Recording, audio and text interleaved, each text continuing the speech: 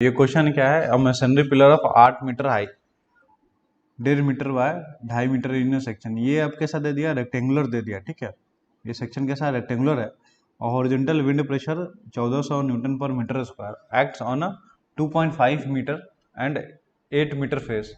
Find maximum and minimum stress intensity at the base if specific weight of a machinery is 22.5 kilo newton per metre cube. अगर पहले वाला question अगर समझ में नहीं आया होगा तो ये क्वेश्चन समझ में नहीं आएगा। ठीक है, और ये वाला क्वेश्चन अगर समझ में आ जाता है इसका मतलब तुमसे सारा क्वेश्चन हो जाना चाहिए। ठीक है, क्योंकि कॉन्सेप्ट इसमें ना अभी जब भी सिमिलर चीज़ें पढ़ते हैं ना उसमें दिक्कत नहीं होता है। जैसे स्क्वायर पढ़ लिया, सर्कुलर पढ़ लिया, तो इसमें दिक्कत तो नहीं फेस होता है। जहाँ पे अगर रेक्टेंगुलर दे देता है ना तो वहाँ पे हमें प्रॉब्लम आने लगती है। तो इसको ध्यान समझना, इसको थोड़ा हम लोग 3D में ज़रा समझने की कोशिश करते हैं। तो देखो ये क्या बोल रहा है कि एक रेक्टेंगुलर पिलर है,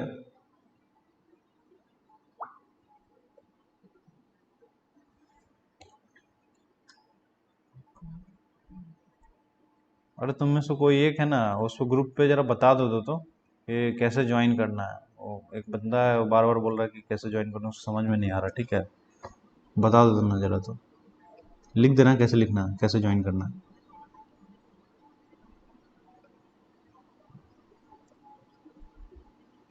इधर बनाया था ना, इसी को ले लो।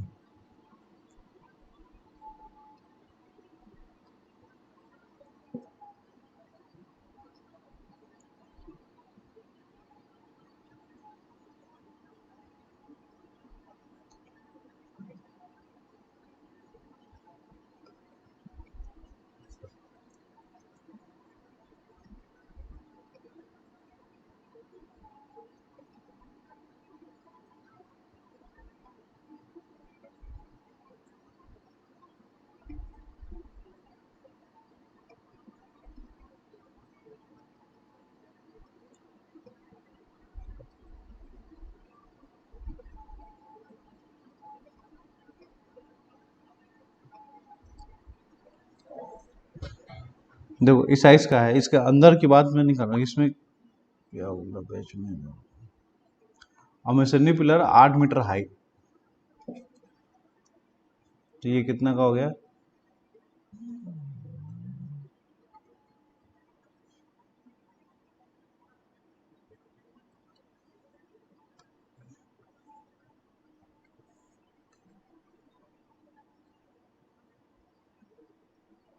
इसका कितना 8 मीटर दिया। ठीक है, यहाँ से यहाँ तक। अभी क्या बोल रहा है, एक 1.5 मीटर बाय 2.5 मीटर का है। ठीक, तो ये मान लो ये 1.5 मीटर का है। अब इसका इसमें मत जाओ कि ये इसका ज़्यादा है ये कम है।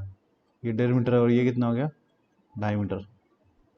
ठीक, अब बोल क्या रहा है, horizontal wind pressure 1400 newton per metre square acts on a 2.5 metre by 8 metre face. तो किस पे लग रहा है ये, तो ये वाले फेस पे लग रहा है। ये वाला फेस कितना है 1.5 मीटर बाय 8 मीटर, ये वाला फेस कितना है 2.5 मीटर बाय 8 मीटर। मतलब हमारे पास विंड फोर्स इधर लग रहा है। ठीक है, ये इधर लग रहा है किस फेस पे, 2.5 मीटर बाय 8 मीटर, यही हुआ ना। 8 मीटर इसका हाइट हो गया और ये जो इस फेस पे लग रहा हो 2.5 मीटर हो गया। तो इस फेस पे ये हमारा एक्ट कर रहा है। तो इसका अगर क्रॉस सेक्शन देखेंगे हम लोग तो कैसा हो जाएगा ये, अगर इधर बना है नीचे तो ये इस टाइप का होगा। देखो इसका अगर क्रॉस सेक्शन हम बनाना चाहें तो कैसा बनेगा ये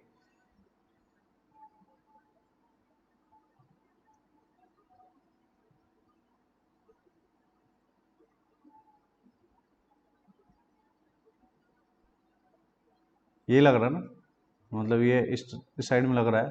तो ये कितना है 1.5 मीटर और ये वाला 2.5 मीटर।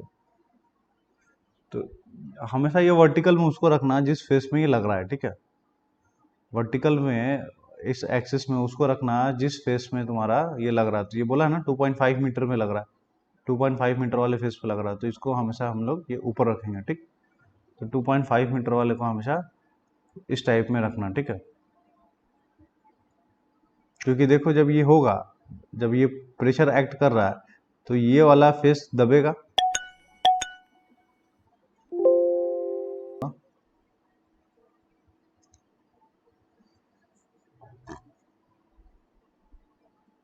तो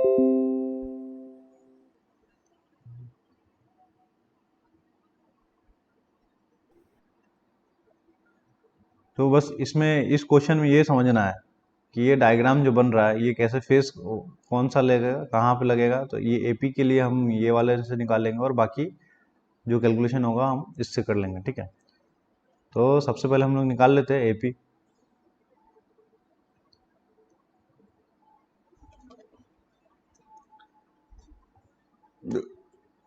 ये हो जाएगा हमारे पास टोटल हॉरिजॉन्टल फोर्स। पहले डायरेक्ट स्ट्रेसेस निकाल लो। डायरेक्ट स्ट्रेस इक्वल टू, जिसको हम लोग किससे बोलेंगे, सिग्मा डी से बोलेंगे, total weight divided by cross sectional area, ठीक है। तो टोटल वेट कितना हो जाएगा, density into area into height, इसका एरिया, एरिया से एरिया कैंसिल हो गया, डेंसिटी इंटू हाइट। तो डेंसिटी कितना है, मतलब स्पेसिफिक वेट कितना है, 22.5। तो ये हो गया 22.5 इंटू एच। एच कितना हो गया हमारे पास, 8 मीटर ना, 8 मीटर। इसको मल्टीप्लाई कर लेंगे, कितना होगा 22.5 इंटू 8, तो ये होगा 180। कितना हो गया 180 यूनिट। क्या ये देखो, ये किसमें जो रहेगा उसमें रहेगा, ये किलो न्यूटन में था तो ये kilo newton per metre square में हो गया, ठीक। तो ये हो गया हमारे पास सिग्मा डायरेक्ट की वैल्यू। अब सिग्मा बेंडिंग निकालने से पहले हमें क्या निकालना पड़ेगा, हमें निकालना पड़ेगा total horizontal wind pressure, wind force बोल सकते हो। क्या होगा, के पी इंटू ए पी। अब यहाँ पे ए पी कितना है, जो फेस दिया था ना वो वाला ए पी हो जाएगा, ठीक। तो के इसमें नहीं दिया है और ये रेक्टेंगुलर है तो के कितना हो जाएगा, 1 हो जाएगा। पी मतलब विंड प्रेशर इंटेंसिटी कितना है, पी देखो 1400 न्यूटन पर मीटर स्क्वायर, तो 1.4 लिख सकते हैं हम किलो न्यूटन में। तो ये 1.4 हो गया हमारे पास, देखो 1 2 3 1.4 kilo newton per metre square हो जाएगा। अब एपी चाहिए, एपी के लिए क्या है, इस फेस पे लग रहा है, इस फेस पे लग रहा है मतलब 2.5/8। तो एपी कितना हो जाएगा, 2.5/8 हो जाएगा। तो ये कैलकुलेट करो यहाँ से, ये वैल्यू आता है 1.4 इंटू 2.5/8, तो ये आता है 28। कितना आता है, 28 यूनिट किलो न्यूटन में आएगा, ठीक है। अब हमारे पास क्या एच चाहिए, तो एच कितना हो जाएगा, कैपिटल H/2, मतलब 8/2 कितना हो गया, 4 मीटर हो गया। अब क्या चाहिए, एम चाहिए।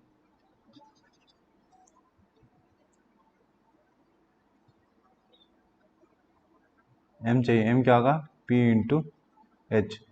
पी कितना है, 28 है, तो 28 इंटू एच कितना हो जाएगा तुम्हारे पास, 4। तो एम कितना हो गया, 28 इंटू 4, तो ये आता है 112। कितना हो गया, 112 यूनिट किलो न्यूटन मीटर। तो ये कैपिटल एम आ गया हमारे पास, 112 किलो न्यूटन इंटू मीटर, ठीक है। अब एम आ गया, आई चाहिए। अब आई वाई चाहिए हमें।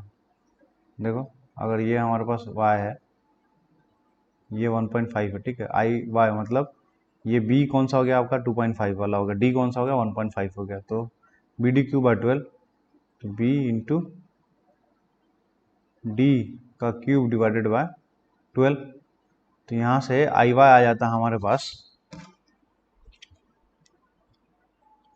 2.5 इंटू 1.5 का क्यूब डिवाइडेड बाय 12। 2.5 इंटू 1.5 का क्यूब डिवाइडेड बाय 12, तो ये आता है 0.7031 मीटर की पावर 4, ठीक है। तो आई वाई इतना आ गया हमारे पास, 0.7031 मीटर की पावर 4। तो यहाँ से हम लोग निकाल सकते हैं बेंडिंग स्ट्रेस। बेंडिंग स्ट्रेस, जिसको हम लोग सिग्मा बी बोला, ठीक है। तो ये सिग्मा बी बराबर क्या हो जाएगा, m बाय आई इंटू वाई। तो m कितना है, m आ गया 112, तो m हो गया 112, i कितना हो गया, i है 0.7031, 0.7031, y, अब देखो y कितना हो जाएगा, इस फेस से यहाँ तक मतलब 1.5/2, तो ये हो जाएगा 1.5/2। तो यहाँ से हमारे पास सिग्मा बेंडिंग की वैल्यू आता है, sigma bending equal to 112 into 1.5 divided by 0.7031 into 2, 119.47, कितना है 119.47 unit kilo newton per metre square. Unit का खास ध्यान रखिएगा, यूनिट गलत हो गया तो आंसर गलत हो जाएगा, ठीक है। क्वेश्चन में क्या बोला था, क्या निकालना था, find maximum and minimum stresses, ठीक है। तो सिग्मा बेंडिंग 119 आ रहा है और सिग्मा डायरेक्ट 180 आ रहा है, ठीक है। 180 था ना, 10, ठीक। तो यहाँ से मैक्सिमम स्ट्रेस और मिनिमम स्ट्रेस निकल जाएगा। तो सिग्मा मैक्सिमम क्या हो जाएगा, sigma direct plus sigma bending, ठीक है। तो सिग्मा डायरेक्ट कितना हो जाएगा, 180 प्लस सिग्मा बेंडिंग 119.47। तो टोटल स्ट्रेसेस कितना हो गया, 180 प्लस 119.47,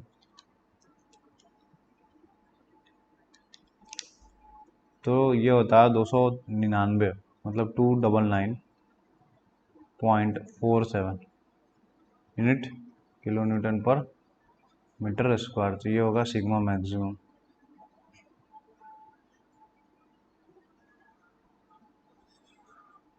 अब सिग्मा मिनिमम निकालना है, तो सिग्मा मिनिमम कितना हो जाएगा, 180 माइनस 119.47, वही ना। सिग्मा डायरेक्ट ऐसा लिख, पहले फॉर्मूला लिख लेते हैं, sigma direct minus sigma bending. तो सिग्मा मिनिमम कितना आ जाएगा, सिग्मा डायरेक्ट कितना है 180 माइनस सिग्मा बेंडिंग 119.47।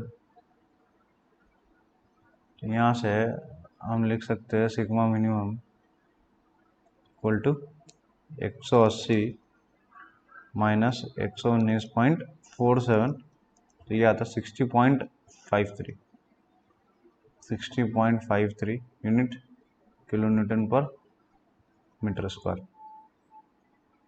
तो बस सिंपल था, इसमें कुछ करना नहीं था, बस ये समझना था।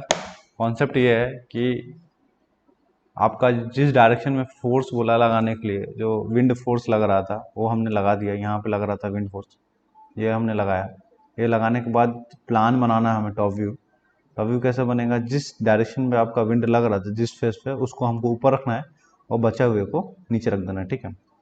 और आई हमारा क्या होगा, रोटेट किस एक्सिस पर हो रहा है, यहाँ पे आप देख सकते हो रोटेट हमारा 1.5 के बाइसेक्ट पे हो रहा है, यहाँ पे इस एक्सिस पे हो रहा है। तो हम भी इसका इस एक्सिस पे हम ऐसा बनाएंगे तो ये फिट बैठ रहा है।